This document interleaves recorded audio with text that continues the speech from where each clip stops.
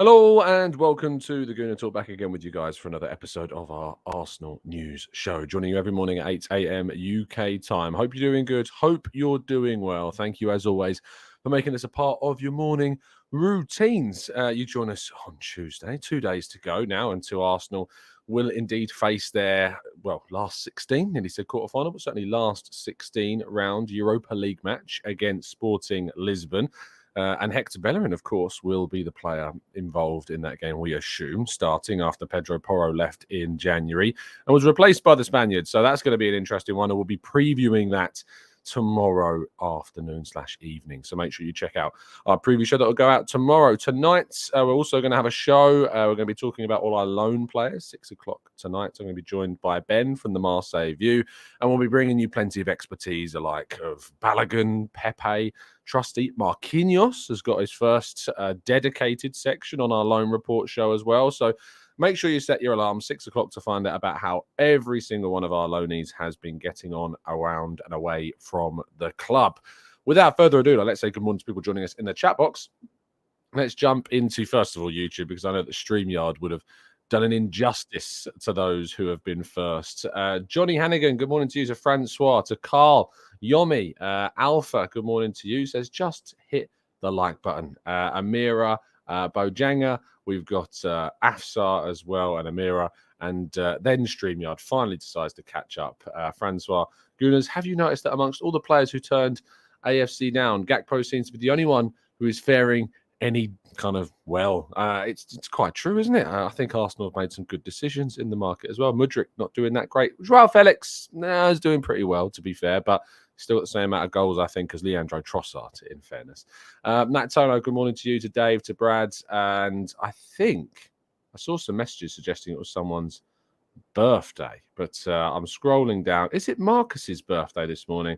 It looks like it. Yes, indeed. Marcus Comfort, good morning. One of our longest term listeners in the chat box and the Arsenal way as well. Big fan of Bailey, of course, too. Marcus, I wish you a fantastic day and I hope you enjoy it, my friend. Let's kick off, though, with our first story of the day, which is, of course, Arsenal. Well, Arsenal watched on as both Brentford and Fulham played one another in the final game of the last round of matches this weekend. Brentford winning 3-2, goals from Pinnock, Ivan Toney and Jensen in the 85th got them a 3-2 win. Solomon and a 99th minute goal from Vinicius scored their second.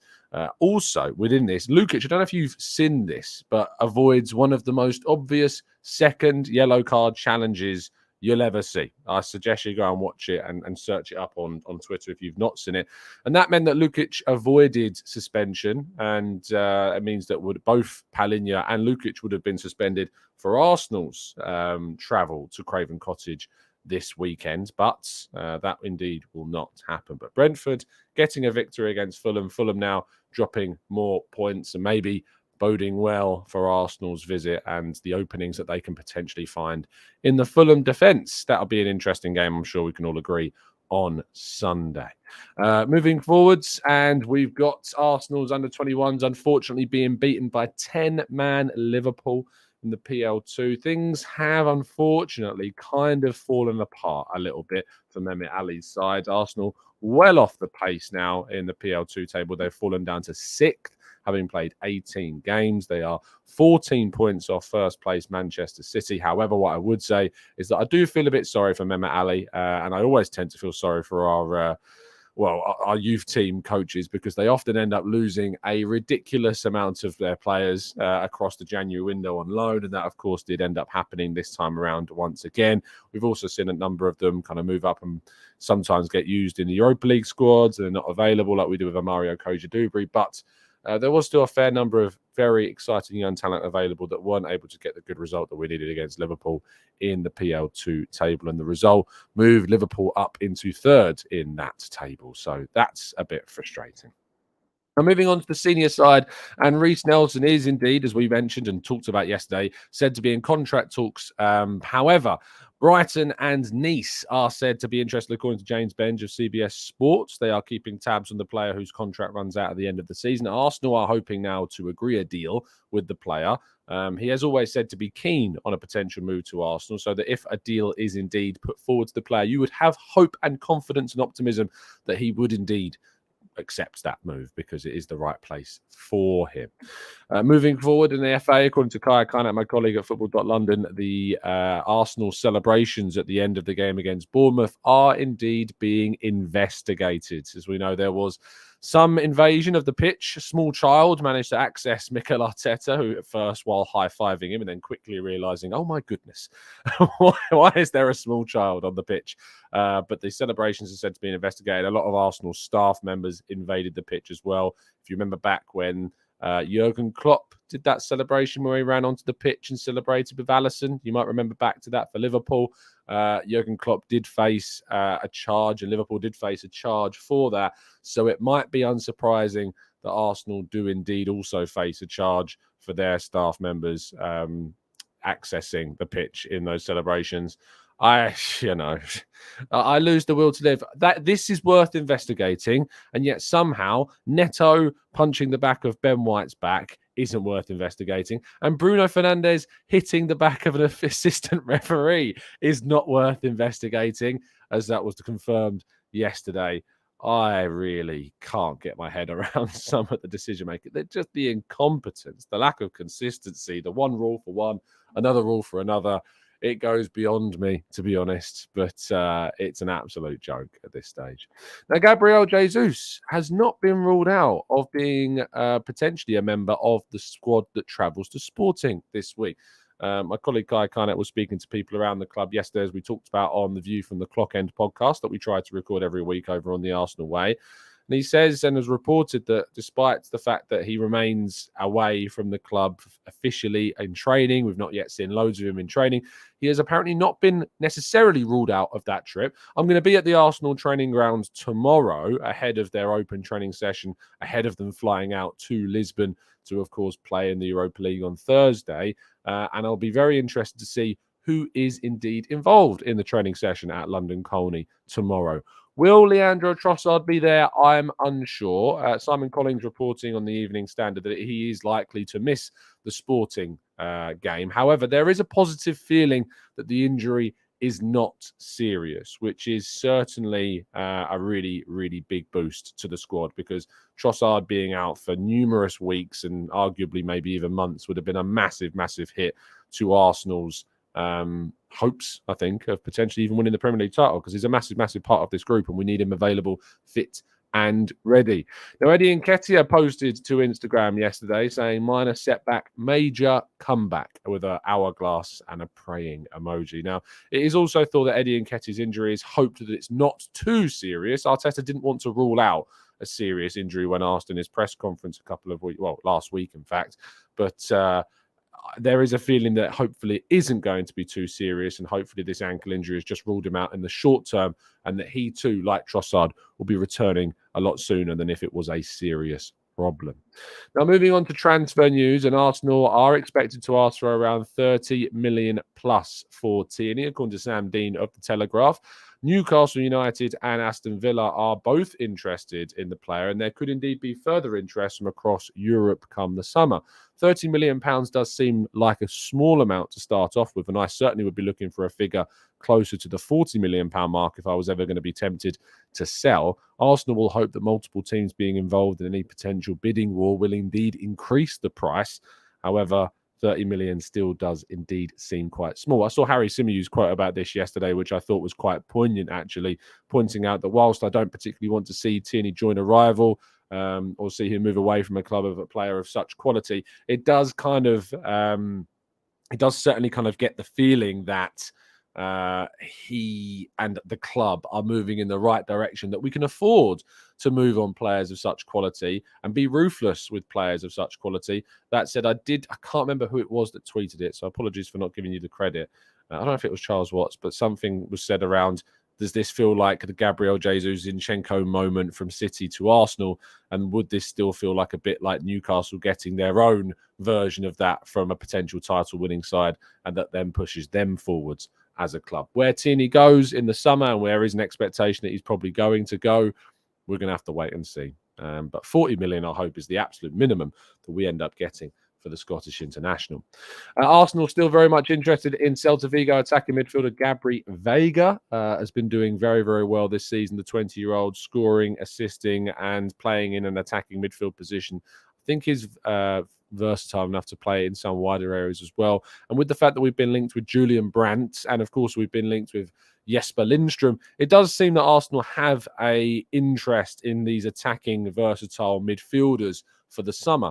And it does seem that maybe these types of players is something that Arsenal will be looking to try and reinforce their squad with. What this says about Emile Smith-Rowe and with Fabio Vieira, I'm not too sure, but it does seem that Arsenal are looking at these players. Veiga has a 40 million euro release clause in his contract. So that would be what I imagine Celta would be asking for, around £34 million to get Veiga through the door. And our headline story is on Victor Osimhen, the Napoli striker, who I know is on the lips of plenty of fans around the world, has been speaking about his desire to move to the Premier League. He says, "I'm working so hard to make sure that I achieve my dream of playing in the Premier League someday. But like I said, it's a process. And I just want to keep on this momentum and continue to do well at Napoli." So Arsenal, of course, have been linked with a move for Victor Osimhen in the past. They were linked with him when he was at Lille, and they've been linked with him since his move to Napoli. There has been suggestions that Arsenal might be looking at a potential centre-forward in the summer, according to David Ornstein of The Athletic. Will Victor Osimhen be that player? We'll have to wait and see. But what we can be assured of is that he would be very, very expensive and certainly very difficult to negotiate a deal with his parent club, Napoli. Now, of course, you can get involved with the last few hours and few tickets of the Gabriel Magalhaes shirt competition. I can tell you that there is a 20% discount on tickets for the last few hours, but that has sparked quite a bit of a chaotic end to the competition, where plenty of tickets are being snapped up quickly. And I can tell you that 192 of the 199 tickets have been sold, and you've only got a day to get involved, less than a day, in fact. So make sure that you get involved with this competition before it ends and you don't miss out on your chance of potentially winning both it. And there's instant win prizes for a signed Alexander Zinchenko shirt, plenty of site credit, and photo montages signed by Nigel Winterburn and, of course, Gianni Van Bronckhorst. So make sure you get involved. Last day, I think, maybe tomorrow, we'll be talking about this and a brand new prize to talk about as well. Okay, let's go to part 2 and your questions right after this.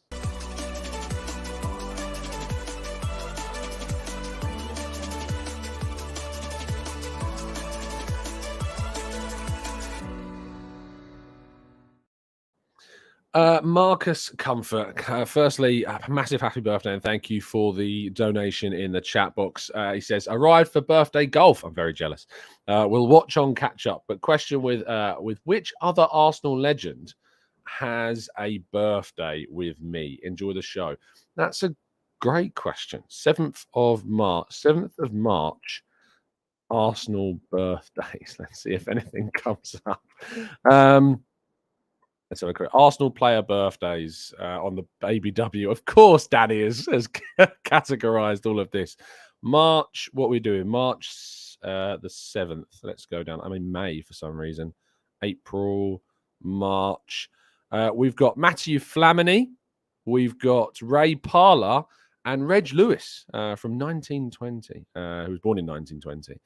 So, yes, there you go. So, Marcus, you're now sharing your birthday of Matthew Flamini, Ray Parler, and Reg Lewis. I share my birthday with Alan Smith on November 21st. I don't know if there's any others I share a birthday with. Let's have a look. Nope, just Alan Smith. But I'll take that. He's a good friend of the show now as well, and it's always a pleasure seeing him at games in the press lounge. So, yes, there you go. You can go and check out when your birthday matches any of the players on the Bergkamp Wonderland website, where Danny has, of course, collated every single birthday of any player he could possibly. I don't know if he's updated it with any new players that have joined in recent times, but you can certainly find out some of the other maybe older players, but Danny's fantastic at collating stuff like that. I'm sure he probably needs to update it. Maybe you should message him on Twitter. It's at Danny the GFP on Twitter, the _ GFP. You can find Danny on Twitter, and you can pester him to fill his day with trying to update his birthday list on the ABW website. Okay, let's go into the chat box and go through some of your questions. Omar says, are you going to Fulham next weekend? I'm asking for research purposes. The intention is I should be going to the Fulham game this weekend. But can we put this curse thing to bed? It's not a thing. There is no curse. I think I've put that to bed thoroughly. I was at the game last weekend when we scored in the last minute. I was at Aston Villa when we won. I was at Leicester when we won. There is no curse. Okay. We are on a run, and my presence at any game is nothing to do with the result at all. Johnny Wood says, right backs for Premier League proven cover for Zinni. Who would be your dream option? Zinni, right backs. I suppose, did you mean left backs? I mean, if you meant left backs, as a Premier League level quality players that we could bring in, I like Estupiñán at Brighton. I think he's done very, very well since moving into the Premier League this season. If you want a right-back option, I like this Ivan Fresneda kid. I know he's not played a load of football this year for Real Valladolid. I know he's just got back into the team and has looked a lot better. I think maybe they did kind of remove him from the side because of all the talk and chaos, and maybe his head was a bit turned. But he's back in the Valladolid team and done well in his game back. I've watched back the clips of him and looked good.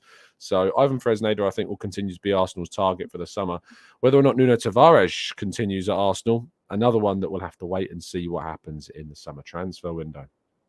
Cass says, if Cucurella is 55 million, then Arsenal should be asking for the same fee for Tierney. Tierney, in my opinion, is better than him.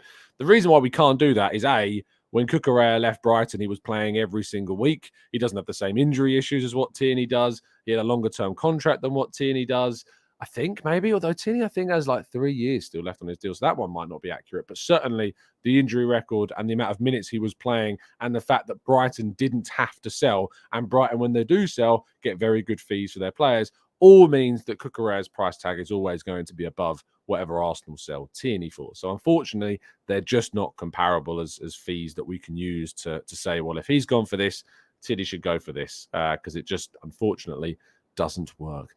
Vala says, I feel like Nelson could be a great rotational option looking forwards. When Jesus was out, I was buzzing for Nelson to get his chance, but then he got injured as well. Terrible timing. Yeah, absolutely. I think that injury against Juventus was a massive blow to him because he was on the verge of getting many, many more minutes in the team, and it just unfortunately didn't happen.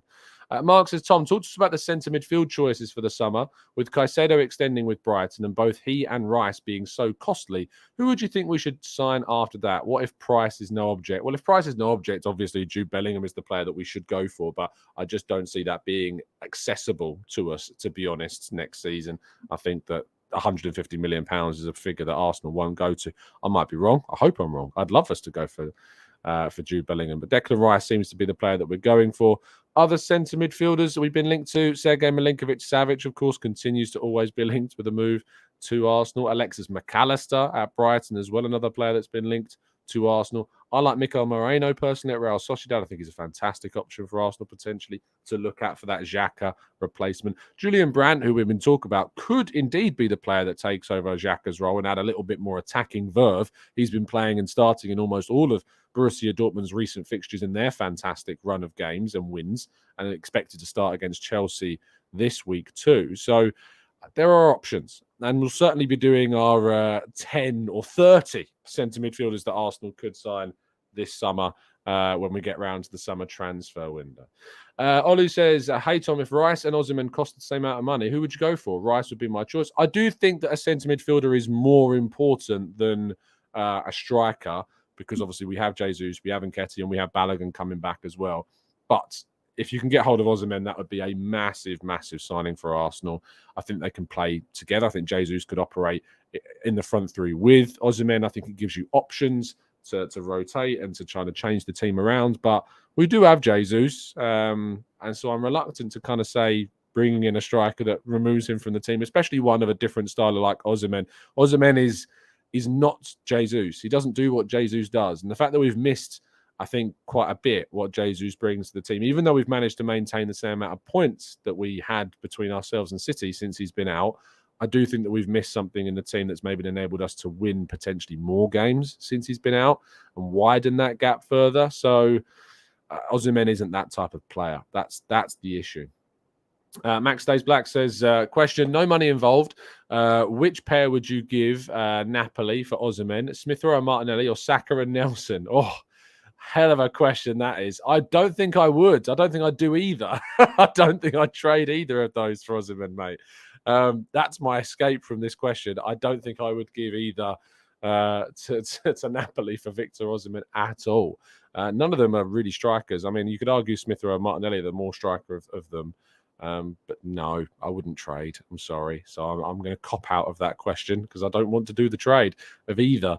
Let's go to I'm scrolling down the chat box a little bit more. So Nicholas says, Tom is on a 3-winning streak now. He's our good luck charm. Exactly. That's the way we should be looking at it. Good luck charm, not a curse. Certainly not a curse. Stuart McFarlane says, Europa in second or win the league? Win the league. Absolutely win the league without a shadow of a doubt, Stuart. But to be honest, let's go and win both. Eh? I think that's the way we should be targeting the season. Let's go and win both. That would be an incredible achievement. Gavin says, I'm a bit worried about more injuries up front again now. Who would you start up front against Sporting? I think Martinelli is probably going to start the game. I probably would start him. I think my team in tomorrow's preview show will be what Arteta will pick. And I think that we should go relatively strong. Just try and get it done. Get the job done in the first leg. We don't have to worry about the second leg as much. You can rotate in that game. Rest players ahead of the Crystal Palace match. I think the Fulham game is obviously important, but I think we can take some momentum into that Fulham game by going relatively strong on Thursday. We rotated a fair few players in the weekend game against Bournemouth, so I think we can go relatively strong in the next 2 games successively. Gooner Boy says, would Rafael Guerrero be a solid option to replace Kieran Tierney with his contract expiring in the summer? Maybe. If his contract is indeed expiring in the summer, it could be a decent option to bring cover. Whether or not he would be open to moving to Arsenal and being back up to Zinchenko, I don't know. Also, he's not really, as far as I'm aware, an inverted style fullback. He is certainly more traditional and loves getting forward and in the wide areas, but who knows? Maybe I can be proven wrong about him. Matt says, what are you most excited to do or see when you're coming to Chicago next month? I'm honestly, Gooner is the thing I'm most excited about. It's a bucket list thing to be able to go to an Arsenal America event, watch a game, do a podcast.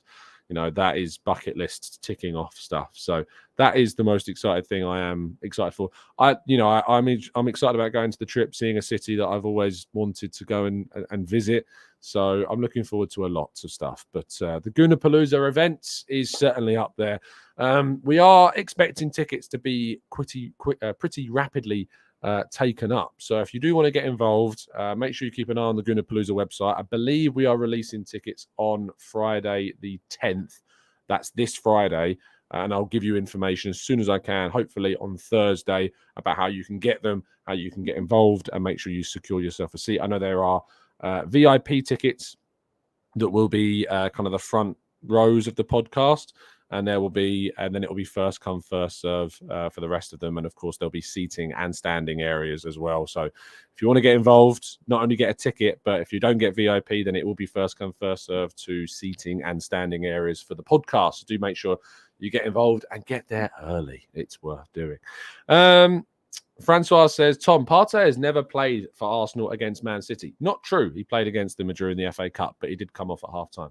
He happens to be injured every time we play them. I don't believe in coincidences. If he's going to be the best, he better beat the best. I hope that he's going to be available for our trip to Man City at the end of this season. We have not lost a game this season that Partey has finished. If Partey has finished the game, we've won or drawn. But as we saw against Everton, he started that game, came off, and we conceded and then lost that game. And he wasn't available for Man United. He wasn't there for the Man City game. Look, it's a real frustration, a real big frustration that Partey's not been there for the big games. But hopefully he will be for Anfield, and hopefully he will be for the Etihad. We'll have to wait and see. Dave says, what other striker has the same profile of Gabriel Jesus? Good question. You need a striker that's collaborative. You need a striker that drops in. You need a striker with great energy and dribbling skill. I mean, ironically, Joao Felix probably would have been a decent option. But the finances involved in that loan and everything involved in that loan just really did not sit well with many people at all. But some people might say it would have been worth it if it had come and helped us win the league. I'd have to have a think, Dave, for some options that kind of are more similar to that of Gabriel Jesus. Kevin says Ibrahimovic. Omar says Mope. I feel as though you're not taking the question seriously. Let's go to Pepsi says, Tom, how can I get my grubby mitts on some TGT merch, namely the smart cap that you're wearing? Hopefully soon. As I said, as soon as I've got an update, we are still waiting for the website to be set up. I'm going to try and chase it up today. But we're still waiting on the website to be sorted out. Because we're using a local company and helping support a local business rather than going through like a massive conglomerate that everyone uses, it is taking a little bit longer. It's going to be worth it because it means obviously we're doing this in a non-profit way. We're helping a local business. We are going to be donating all profits from the sale of these, any type of merch that we sell, to both the Arsenal Foundation and Cancer Macmillan Support. So every quarter of the year, we're going to be doing that. So yes, as soon as I have info, Peps, I'll tell you. What I can tell you is that they will be UK only at the start. So apologies for those that are outside of the UK. It's only because we need to kind of gauge how popular they are before we can start, because it's a local business, you have to understand. So they're not used to kind of distributing globally. But as soon as we have found out how popular there is in a demand, and maybe I'll do a poll or something for people that are outside the UK, if you would be interested in getting involved, we will make sure to try and open that up. I'll also be, hopefully, if they're done in time, taking some to Chicago with me, so that people can indeed purchase some of those there. That's going to be the plan. So we'll see how that goes. Omar says, how can there be another Omar in the chat? It's just not allowed. We're going to have to distinguish you two somehow. Omar A and Omar B, I feel that's too harsh. I feel that's way too harsh. Start fighting over who is who. Anyway, let's wrap the show up there. I've got a lot to get on this morning. I'm working continually. But as I said, I'll be back this evening. 6 p.m. We'll be doing a lone roundup show with Ben from the Marseille View with extra expertise updates on Lokonga, Marquinhos, Trusty, Patino, Brooke Norton-Cuffy, plenty more as well. So make sure that you do tune in 6 p.m. tonight to get all the updates surrounding our